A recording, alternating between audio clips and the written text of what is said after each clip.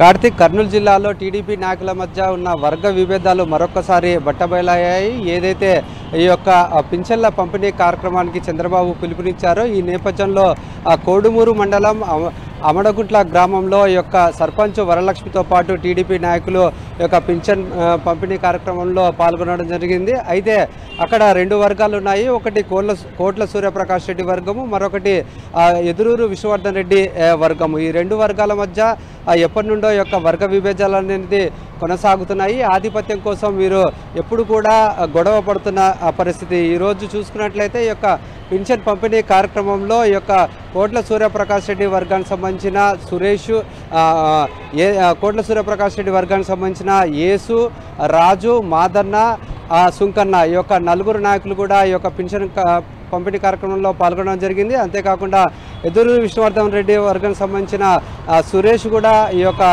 Pension పంపిణీ కార్యక్రమంలో పాల్గొన్నారు. అయితే ఈ యొక్క పింఛన్ పంపిణీ అనేది తాము చేయాలంటూ ఈ యొక్క రెండు వర్గాల మధ్య ఈ యొక్క మాటల యుద్ధం అనేది ప్రారంభమైంది. ఈ యొక్క వర్గ విభేదాలు తారాస్థాయికి చేరుకోవడంతో ఒక్కసారిగా ఈ యొక్క కోట్ల సూర్యప్రకాష్ రెడ్డికి సంబంధించిన వర్గీయులైన సుంకన్న, రాజు, మాదన్న, యేసు ఈ నలుగురు సురేష్పై దాడికి పాల్పడడం జరిగింది. అతనికి తీవ్ర గాయాలైనాయి. అతన్ని చికిత్స నిమిత్తం కర్నూలు ప్రభుత్వ ఆసుపత్రికి తరలించడం జరిగింది. ఏదైతే బాధితుడు చెప్తున్నాడో అతను ఈ యొక్క టీడీపీ పార్టీలో మేము చాలా రోజుల నుండి కొనసాగుతున్నాము, ఎన్నో సేవలు చేశాము, పార్టీ గెలుపు కూడా ఎంతో కష్టపడ్డాము. అయితే ఈ యొక్క తమ పార్టీకి సంబంధించిన నాయకులే తమపై ఇటువంటి దాడులు పాల్పడడం అనేది సరైనది కాదంటూ ఒక బాధితుడు చెప్తున్న పరిస్థితి. మొత్తం మీద చూస్తున్నట్లయితే కర్నూలు జిల్లాలో ప్రతి నియోజకవర్గంలో ఇటువంటి వర్గ విభేదాలు అనేది బయటపడుతున్నాయి. అంతేకాకుండా ఈ యొక్క పింఛన్ కార్యక్రమంలో